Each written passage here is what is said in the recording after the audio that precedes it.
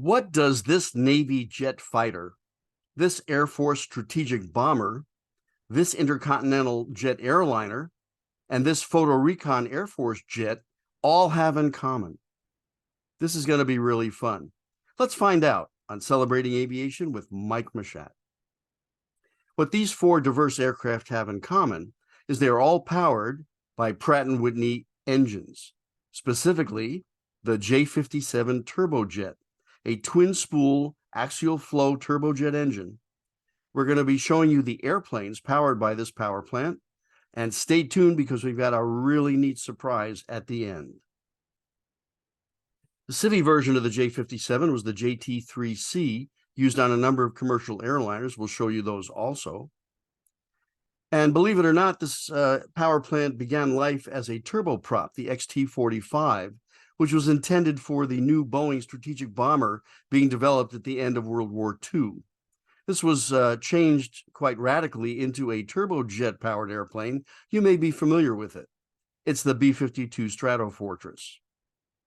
Additionally, there was the XT-57, an even more advanced version of the J-57 turboprop, a 15,000 shaft horsepower engine for the intended Douglas XC-132, which never got off the drawing board, but did emerge as the C-133, powered by different engines, however. I should mention this beautiful photograph was taken by Douglas Aircraft Company photographer Don Adams. There was a turbofan variant of the J57, the JT3D in civvy form, and the TF33 for the military. However, this program is going to focus on the turbojet version of the J57. We'll cover the turbofans in a future video. The J57 grew considerably over its lifespan. The first run was January of 1950, and we're going to cover the first 10 years up to the advent of the turbofan version. But you can see that it was the first U.S. 10,000-pound thrust class turbojet, 12,000 pounds with water injection and 18,000 pounds in afterburner.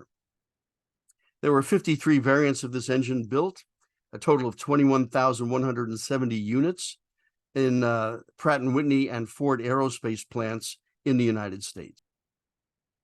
But in the U.S., we go back to a time period called the Blowtorch Era, the age of the very first jet airplanes. And this name came from the fact that when these early engines lit off, they actually emitted a flame from the exhaust that looked just like, yeah, you guessed it, a blowtorch. First being the Bell XP-59 Era Comet, America's first jet aircraft. And then a whole series of airplanes, straight wing, delta wing, swept wing in the late 1940s for the Air Force, and straight wing airplanes for the Navy. These were all subsonic or transonic aircraft. A breakthrough was the General Electric J47, the first 5,000-pound thrust class engine in the U.S., and this was a revolutionary power plant, the F-86 Sabre, B-47, Stratojet, a number of very significant airplanes, all powered by the J-47, which brought the speeds up to transonic range, meaning just below supersonic speed. And then the J-57 that you can see here, the first 10,000-pound thrust class compared to the earlier jet engines of that era. And that led to a family of airplanes called the Century Series. These were 6 Air Force interceptors, fighters, and fighter bombers, the top 3 being Mach 1 airplanes, the bottom 3 being Mach 2 airplanes. But for this presentation, we're going to talk about these machines powered by the Pratt & Whitney J57. Here's a picture of the complete engine package that has the turbojet power plant on the right and the afterburner section on the left. This is the engine from an F-100 Super Sabre, and this was the first Century Series airplane to fly, and indicative of that time period. On its very first flight, May 25th, 1953, the YF-100A, the actual airplane you see here in this photo, exceeded Mach 1 on its very first flight. This would never be done in flight tests today. It's much more analytical. But believe it or not, the manufacturers received a bonus, and I believe it was $150,000 if their new airplanes went supersonic on the first flight. Times have changed. The F-100 immediately set a number of speed records, seen here. Lieutenant Colonel Pete Everest who set a number of speed records in the airplane. They tried all sorts of different configurations and experiments, the idea being that it was used by NATO and could be launched from a truck using a solid rocket booster, the ZEL launch, or zero length launch. The F-100C was used by the Thunderbirds, really beautiful aerobatic performance, just a perfect, superb airplane for the team. And then later the F-100D. The Super Sabre ended its military career in the war in Southeast Asia and was quite a successful airplane. The only twin-engine airplane in the Century series was the McDonnell Voodoo. This was a fighter bomber that was evolved from the experimental XF-88 aircraft. The most successful version was the RF-101C, seen in my painting here during the Cuban Missile Crisis, and a two-seat version used by both the U.S. and Royal Canadian Air Forces as an interceptor, the F-101B. Next, the first Delta Wing member of the Century Series family, the F-102, built by Convair in San Diego. And it evolved from the XF-92A experimental Delta Wing research aircraft. The YF-102 was the first attempt at turning it into a fighter. That evolved into the YF-102A, the barrel fuselage aircraft that really wasn't performing up to standards. And the solution to that problem was the area rule, or Coke bottle fuselage, applied to the F-102A that you see here.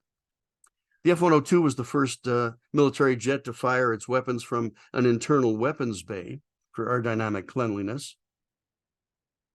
And the two-seat version, the TF-102A, was the only side-by-side seating configuration for a Century Series airplane. Pilots nicknamed this aircraft affectionately the Tub. And of course, couldn't show the F-102 without mentioning that it was our favorite Air Force pilot's favorite airplane. Steve Canyon flew the F-102 in a TV show in 1957. On the Navy side of the equation, we had airplanes like the Douglas F-4D Skyray, very successful shipboard interceptor, capable of supersonic speed. And it began life as the XF-4D, which set both speed and time to climb records. But that was powered by the Westinghouse J40 turbojet. The airplane actually came of age with the J57 in full operation. It was the first Delta Wing carrier-based Navy jet. A evolution of the F-4D, the F-5 Sky Lancer, seen here on the right, and it's a good size comparison between the two airplanes. 5 were built. They never went into production, but it was a Mach 1.6 aircraft, and it was used successfully by NASA as a research airplane. The pilot you see in this photo in the jet is Neil Armstrong, who flew a number of very successful profiles studying the escape procedures for the X-20 Dinosaur. Now, this is interesting. This is the ramp in El Segundo, California, the Douglas plant on the south side of what is now Los Angeles International Airport, or LAX. And if you notice those two unusual concrete structures, we're going to talk about those for a minute. This same ramp was used by the Concorde when it visited LA on its one and only flight to California in October of 1974. But that's the same ramp and the same factory site of the F-4D Skyray. The building on the extreme right side of the photograph was the final assembly building for the F-4D. And looking inside, it had a unique central conveyor belt system as the airplanes came down the line.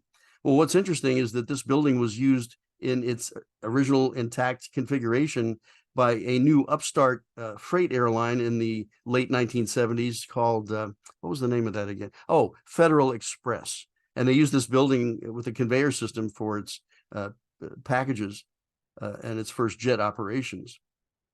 But when the Concorde visited LA, I was there that day and took pictures. It was painted in British Airways on the right side and Air France on the left side. It was a French airplane.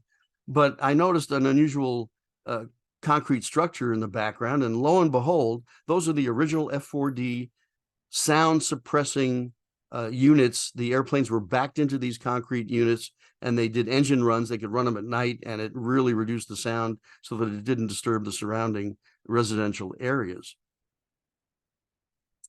Next up, we have the Douglas A3D Sky Warrior, twin-engine nuclear attack bomber powered by J57s. It evolved into a tanker aircraft, and we see here in this stunning photo by the great R.G. Smith, Douglas's chief artist. This is Operation Wet Wing. Damaged A4s or damaged aircraft would be returned safely to the carriers, dragging behind a tanker all the way up into the landing pattern where they would release and then come in onto the deck. And the carrier you see there, actual moment in time from a real mission, was the USS Forrestal. The A3D was the largest, heaviest operational aircraft to routinely work from aircraft carriers. The Vought F-8U Crusader, Navy's first operational supersonic jet. For you Grumman fans, yes, the F-11F was supersonic as well at the same time period, but the F-8 went on to a longer career. So that's why I give it that title. We have the missile-equipped F-8U-2N and the RF-8 photo recon version, but an amazing airplane, and got the name MiG Killer in the Vietnam War, but a very successful jet. Pilots love flying this airplane. In the commercial jet age, the first jet airliners in the US were powered by J57s or the JT3. But to be fair, the jet age began in Europe. In the late 1940s, at the top, you had the Turbojet de Havilland Comet, the Turboprop Vickers Viscount. And below, you've got the Avro jetliner from Canada and the Tupolev Tu-104 from the Soviet Union. And these were the first turbine-powered airplanes to go into service, with the exception of the jetliner, which was only a prototype and did not go into production. In the US, in 1954, the Boeing 367-80 jet transport prototype, as it was called, rolled out at the factory in Renton, Washington. And it was an exciting time. I remember growing up as a kid in the 1950s, the promise of a jet-powered airliner was something really cool, very futuristic, and it could go coast to coast in half the time of a DC-7 or Constellation, which would be 5.5 to 6 hours, versus the Connie and DC-7 taking 10 to 12 hours. And quite a splash in the media at the beginning of the jet age, the first jet service in 1959 in the US. The launch customers were Pan American World Airways, American Airlines, Continental, and TWA. Now, you notice that these were all U.S. carriers, and even the U.S. Air Force used the initial version of the 707, the 120 series turbojet-powered aircraft. This is the first presidential airplane. It wasn't called Air Force One at that time, but it was the first jet transport to carry a sitting U.S. president, and that would have been Dwight Eisenhower in his final year in office. That was 1959. He took this airplane to India and then Europe on the way back. The new president, John F. Kennedy, used this airplane initially, and it was then converted to turbofan engines and given a new paint job designed by Raymond Loewy and inspired by Jackie Kennedy. I should mention this airplane is currently on display at the Museum of Flight in Seattle, Washington. A shorter version of the 707, also powered by the JT3C, was the 720, a medium-range airplane. You could operate into smaller airports. And that was used by United, Eastern, and American. And I mentioned that these are all U.S. carriers because the intercontinental version of the 707, the 320 series, was powered either by Rolls-Royce Conway engines for BOAC, Lufthansa, and Air India, or Pratt & Whitney JT4s, which were the civilian version of the more powerful J75. Out on the West Coast, we had the Douglas DC-8, first flew in 1958, a year later than the 707, operated by Eastern, Delta, United, National. And again, the intercontinental versions were powered by Rolls-Royce Conways or the JT4 turbojet. Bombers and transports. This is really where it all began, because the Air Force had a need for jet tankers for its jet bombers. And let's take a look. The first jet bomber being the, well, actually the B-47, but the first J-57 powered jet bomber, the Boeing B-52, seen here as the XB-52 with its tandem cockpit. This was later changed for the production version to the more standard side-by-side Air Force configuration. And what we call the tall tail B-52s, the A through F models, all powered by J57s. The G had the shorter tail and a number of significant upgrades, but again, just J57 powered. The H was the first to have the turbofans. The Convair YB-60 was an experimental prototype to compete with the B-52. It did not have comparable performance, and so it too never entered production.